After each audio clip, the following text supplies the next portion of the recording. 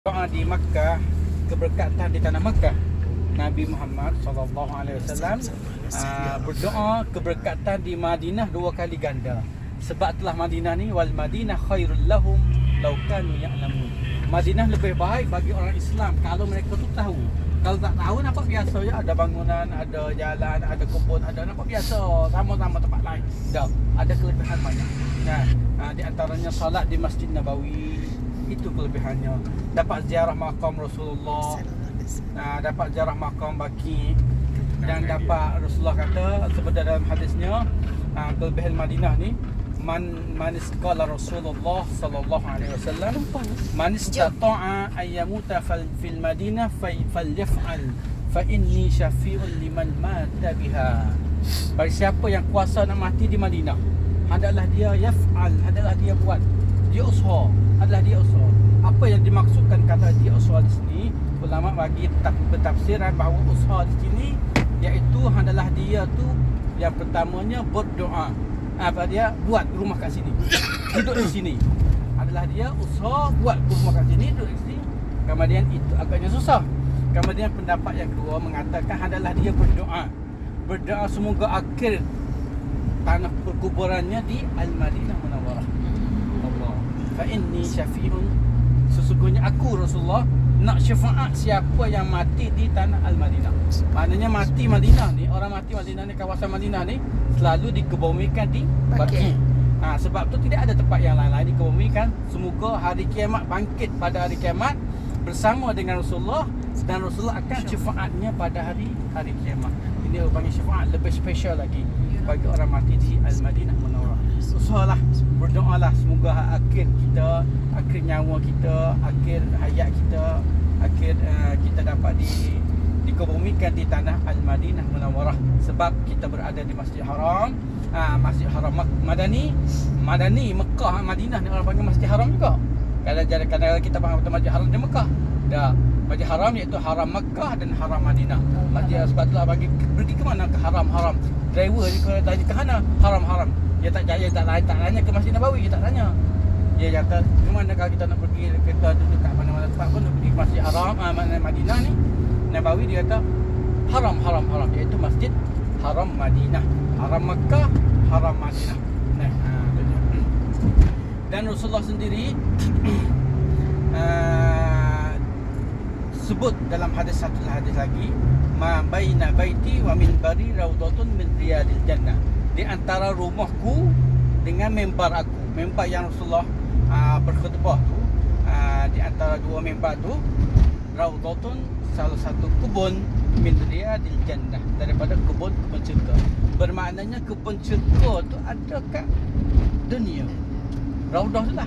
Sebab itulah orang suka sangat nak masuk raudah. Seolahnya dah masuk dalam raudah tu, masuk dalam kebun syurga. Memang kalau dah masuk dalam kebun syurga, apa yang kita berhajat, kita doa, kita solat, kita apa, istijabah doa. Itulah kita, apa-apa yang kita nak, hajat yang kita dah, apa yang kita nak, hajat-hajat daripada apa yang hajat yang kita nak, kita doa di situ, kita minta di situ, mengayu hal dengan Allah Subhanahu Wa Taala.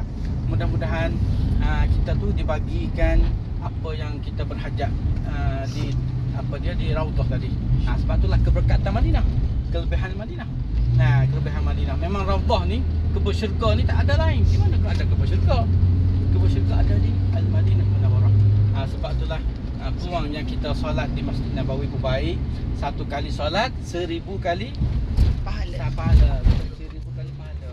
Tapi dia kena ada syarat juga. Syarat apa itu?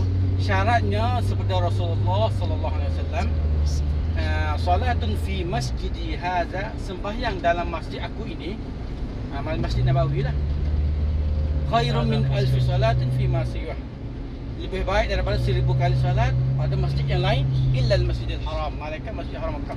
Ini Masjid Al-Jum'ah. Al-Jum'ah. Jum'ah ni ya tempat Rasulullah pertama kali kumpulkan sahabat untuk solat jemaah setelah mana beliau keluar dari Kuba ke Masjid Nabawi. Himpun di sini, di padang kapet halaman yang luas, himpun jemaah sahabat untuk solat di sini. Maka di sini tidak ada kelebihan lah. Cumanya sejarah ada bahawa Rasulullah kumpulkan sahabat Di sana Masjid Kuba sebelah sana tu, Masjid Kuba kan. Kemudian hari Jumaat terus Rasulullah keluar daripada Masjid Quba, terus ke sini, iaitu berhenti di sini, solat Jumaat di sini. Lepas Jumaat telah baru Rasulullah terus ke Al-Masjid Nabawi. Sebab tu pertama kali solat Jumaat di sini. Pertama kali binakan masjid di Quba. Pertama kali binakan masjid di Quba. Pertama kali solat Jumaat di sini.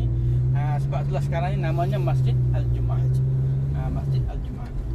Dalam hadis tadi yang saya dapat baca tadi, solatun fi masjidi hadza, sembahyang dalam masjid aku ini, Rasulullah kata dalam masjid aku ini betul-betul dalam masjid. Sebab jemaah tu banyak kan. Setengah mereka tu sembahyang kat luar, tak nak masuk kat dalam. Sebab itulah hadis, betul-betul hadis yang kita nak dapat pahala 1000 kali solat tu, betul-betul kita kena sembahyang kat dalam masjid. Jangan sembahyang kat luar. Malaikat orang ramai sangat, nak masuk tak boleh, desak-desak tu masuk tak boleh, sampai mengganggukan orang lain, itu tak apalah. Artinya kalaulah di atas sutuh, memang masjid juga. Sehari Jumaat ni kita solat di atas sutuh kan, bagi laki-laki. Perempuan pun kalau dia datang awal sikit boleh solat kat dalam masjid. Kalau hari Jumaat. Kalau hari lain pun biasanya Masjid Nabawi ni ya tidak tahan. Apabila Masjid Mekah ni satu jam nak masuk waktu tu, dah pun dia sekat. Dah boleh tahan, tak nak masuk lah. Setengah jam, 1 jam. Tapi Masjid Nabawi tu sepanjang masa waktu solat tu, bila masa kita boleh masuk, boleh keluar, boleh masuk. Sebab solat dalam Masjid Nabawi ni ia ditentukan kita kena solat di dalam masjid. Solatun fi masjidi hadza. Masjid ini. Walaupun setengah ulama mengatakan kalau masjid tadi diperluaskan sampai ke negeri Yaman, maka dibilang masjid. Artinya ada kat dalam, bukan kat luar. Bukan kat bawah fire kat luar tu lah. Kalau bawah fire kat luar tu, kita sembahyang kat situ, pahala 1000 kali solat tu tak boleh. Ingat baik di situ kita berada berapa hari saja di Madinah ni, kita usah boleh sembahyang kat dalam. Walaupun kita sembahyang imam yang kedua. Imam yang pertama kita tak dan, termasuk sembahyang imam yang kedua. Walaupun kita sembahyang sunat pun ulama mengatakan dapat pahala 1000 kali solat juga sunat di dalam Masjid Nabawi. Sama juga kita sembahyang fardu di Masjid Nabawi, sama juga pahalanya 1000 kali solat. Ini kelebihan Al-Madinah Munawwarah. Imam kedua tu maksudnya kita dengan kawan, imam imam yang kedua kita dengan kawan. Kita tak sempat dengan imam yang pertama, imam yang kedua, yang ketiga, yang keempat, yang kelima, itulah. Tapi tu Ustaz, kalau saya pernah belajar dulu, Santak. Belajar dulu kalau satu orang dah imam, so macam jemaah lain tak boleh imam, dia kena tunggu yang imam ni habis. Tapi dalam masjid besar, macam mana kita nak tahu ada banyak imam dalam tu Ustaz? Itu maknanya, itu mengikut ulama mengatakan makruh. Makruh, mana kita nak imam yang kedua, yang ketiga, yang keempat, jemaah imam belum selesai, ulama kata makruh. Sebab kalau kita nak tunggu selesai mana jemaah ramai tu, nanti tak kan? Susah nak sembahyang kan. Mana-mana boleh lah. Sebab kita mengikut di atas masyakkah. Ini panggil masyakkah, kesulitan nak dapatkan sempurnakan satu imam. Alhamdulillah, lepas program ni kita nak terus ke Khandaq. Memang kalau dalam sejarahnya peperangan yang pertama Rasulullah sampai di sini di Madinah ni, pertamanya peperangan Badar. Peperangan yang pertama. Kemudian lepas pada tu peperangan Uhud. Lepas pada Uhud peperangan Khandaq. Ini Khandaq yang kita nak pergi ni adalah peperangan kali yang ketiga berlaku pada tahun yang ke-5 Hijrah.